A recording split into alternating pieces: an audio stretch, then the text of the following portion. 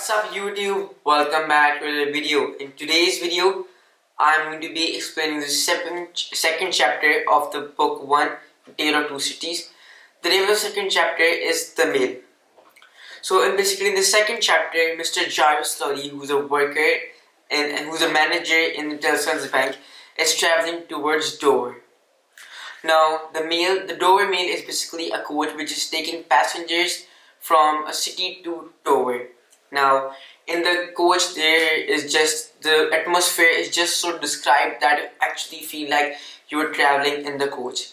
There is just so a lot. They're in the middle of night, and people are just so distrustful to each other that every person in the coach is thinking that there is a robber in the coach, or there is a robber or kidnapper in the coach itself. And then while they're traveling, everybody's just so scared and panicked. A group of horses come, and the person who was riding the horse is Cherry Cruncher. Now Cherry Cruncher comes and demands for a passenger, Mr. Jarvis Lorry. Now Mr. Jarvis Lorry is basically the main character in the novel. Mr. Jarvis Lorry basically goes out, and then Mr. Cherry Cruncher tells him that you have to reach at Dover and meet Mrs. Lucy Manette. And then he says his answer is recall to life. So basically this is that Mr. Cherry Cruncher is going to Dover to meet his, you can say, he's a guardian of a girl. Now the girl is Lucy Manette, who is also the main character of the story. Her father got vanished or got kidnapped 18 years ago, and she thinks that her father is dead. Due to her father's sudden disappearance, her mother died just after 2 years she was born. And now she thinks that he's dead, his father is not alive, but his father is actually alive.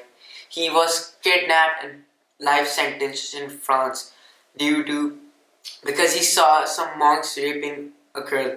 So the monks kidnapped him just to pressurize on the citizen that if anybody seems suspicious, he would be life sentenced, and everybody would just think that that person is dead. Now Mr. Jarvis Lorry is traveling towards Dover Mill, and different thoughts are just coming into his mind that if he's going to ask his old friend Mr. Manette, Dr. Manette, will he would even want to come back to his normal regular life after 18 years? He's just thinking that when he asks, do you want to come back to your normal life? And can his answer be, I can't say? So these thoughts are just disturbing Mr. Jarvis Lorry's mind, and while he's traveling, he's just keeping these thoughts in his mind and thinking that how will he rescue Mr. Dr. Manette.